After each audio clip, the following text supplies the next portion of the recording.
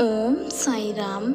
Miracle with Sai Bhagat channel पर आपका स्वागत है। आज हम साईं बाबा सचरित के पहले अध्याय का विस्तृत सारांश जानेंगे।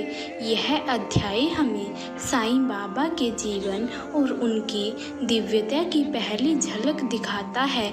आइए इस अध्याय की महिमा में डूब जाएं और बाबा के चमत्कारी जीवन से प्रेरणा लें। साईं सचरित के पहले अध्याय में हेमाड पंत ने बताया कि साईं बाबा की जीवन कथा लिखने की प्रेरणा उन्हें कैसे मिली। बाबा के जीवन के अनेक चमत्कार और उनके प्रेममय आचरण ने हेमाड पंत को गहरे से प्रभावित किया।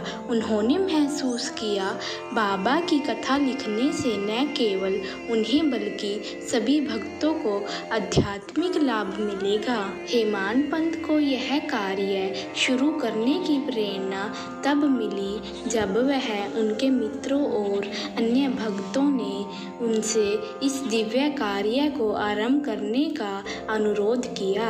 हालांकि उन्हें इसमें कई संदेह और चुनौतियां महसूस हुई, लेकिन साईं बाबा ने उन्हें अपनी कृपा और आशीर्वाद से समर्थन दिया। बाबा ने कहा, तुम मेरी कथा लिखो, मैं तुम्हें सही शब्द और दिशा दूंगा। इस अध्याय में बताया गया है कि किस प्रकार साईं बाबा ने अपने जीवन में धर्म, जाति और भाषाओं की सीमाओं को पार किया और सभी को एक समान प्रेम और करुणा से अपनाया। उनके भक्तों ने हमेशा उन्हें एक दिव्य अवतार के रूप में देखा जो केवल प्रेम, भक्ति और सेवा की महिमा करते थे। बाबा का जीवन एक खुली किताब की तरह था जो हर किसी के लिए मार्गदर्शक और प्रेरणादायक था। बाबा के जीवन में चमत्कारों का वर्णन करते हुए हेमाड पंत ने बताया कि जो कोई भी सच्चे मन से बाबा की शरण में आता है उसकी सारी समस्याएं समाप्त हो जाती हैं। बाबा अपने भक्तों की हर छोटी बड़ी बातों का ध्यान रखते थे, चाहे वह शारीरिक हो, मानसिक हो या आध्यात्मिक हो। साईं सचरित का पहला अध्याय हमें बताता है कि बाबा की कृपा से ही यह महाकाव्य लिखा गया और यह ग्रंथ हर उस भक्त के लिए एक अमूल्य धरोहर है जो सच्चे मन से बाबा की भक्ति करता है। यह अध्याय हमें सिखाता है कि साईं बाबा की भक्ति में कितनी शक्ति है और उनका जीवन कैसे हमें सही मार्ग पर चलने की प्रेरणा देता है। आइए मिलकर साईं सचरित अध्याय 1 का पाठ करें। वंदना। किसी भी कार्य को आरंभ करने से पूर्व उसकी निर्विघ्न समाप्ति के लिए संरक्षण प्रदान करने वाले देवी देवताओं की स्तुति करके उनका आशीर्वाद पाने के लिए विनती करते हैं। इससे इच्छित कार्य सफल हो जाता है, बीच में विघ्न नहीं आते।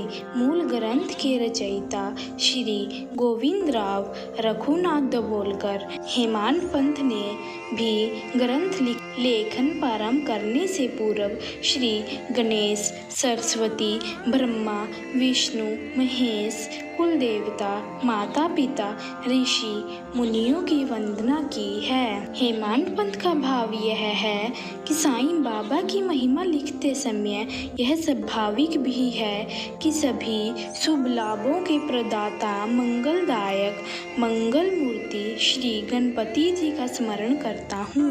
विनती भाव से उनकी वंदना करता हूँ क्योंकि गणेश जी ही समस्त कार्यों को निर्विघ्न संपन्न करते हैं। लेकिन उनके लिए श्री साईं बाबा और भगवान गणेश जी दोनों में कोई अंतर नहीं है।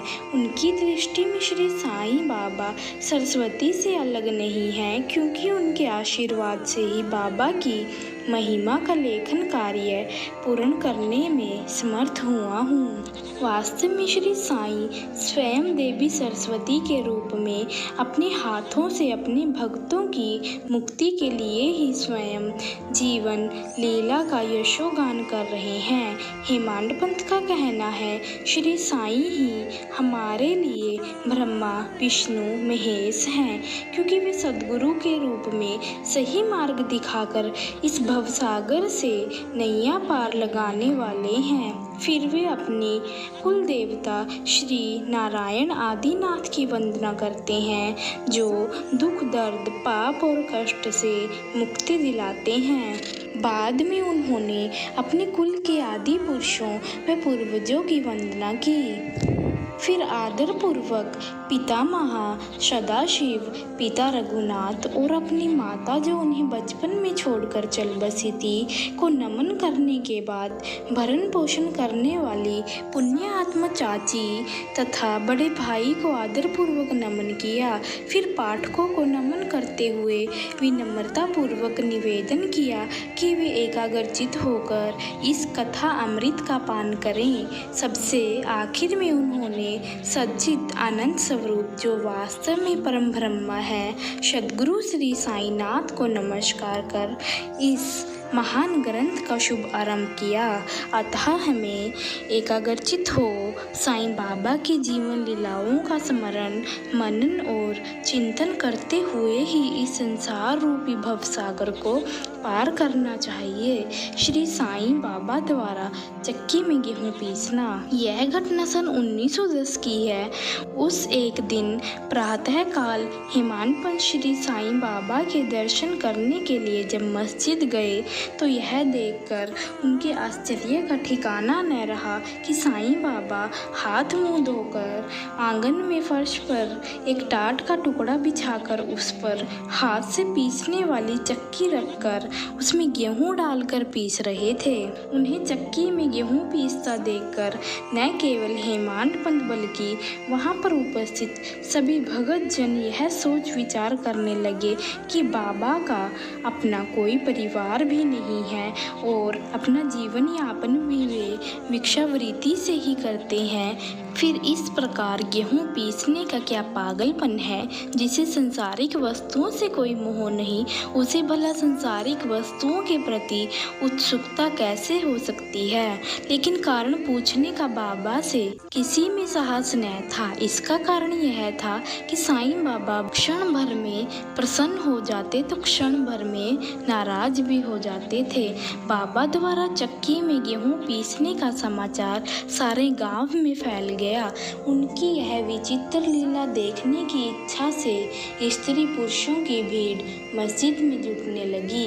बाबा को गेहूं पीसता हुआ देख उनमें से 4 निडर स्त्रियां भीड़ को चीरते हुए आगे आई और बाबा को हठपूर्वक वहां से उठाकर उनके हाथ से चक्की का खूंटा कब्जा कर स्वयं गेहूं पीसने लगी। साथ साथ बाबा की दिव्य लीलाओं का गान भी करने लगी।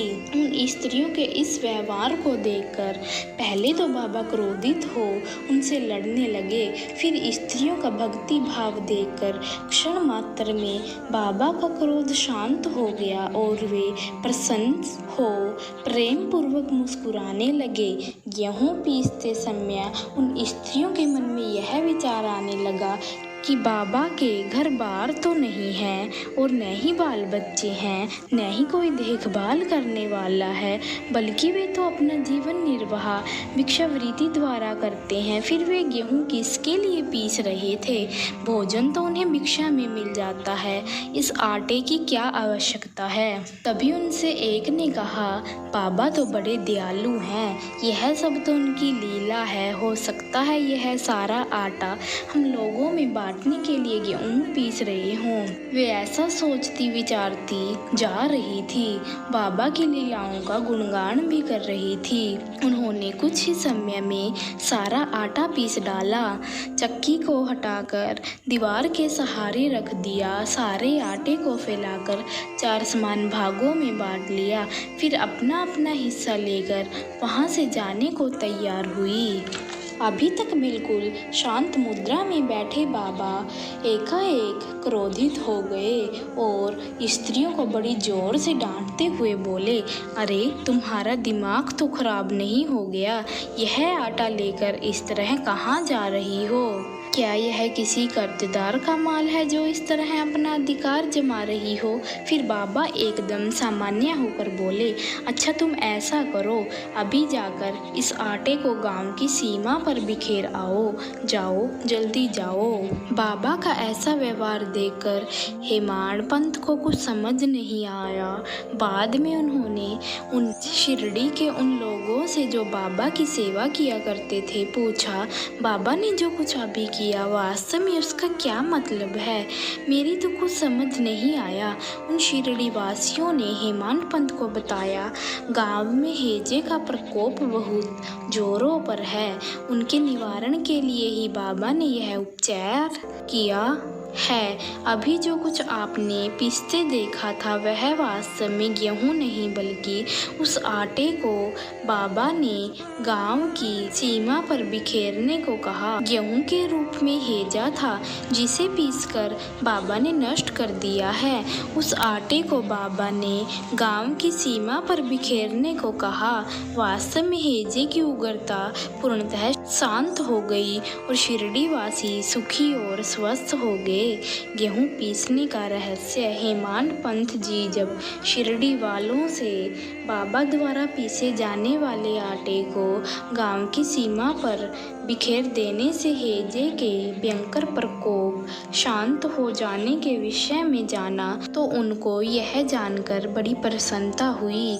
उनका हृदय बाबा के प्रति अगाध श्रद्धा से भर गया, लेकिन मन में एक कौतूहल भी पैदा हुआ कि आखिर आटे और हैजे का आपस में क्या संबंध हो सकता है। बहुत सोच विचार करने पर भी कुछ समझ नहीं आया तो उन्होंने आखिर में इसे उचित भी माना, क्योंकि गेहूं पीसने का और कोई कारण भी तो न था।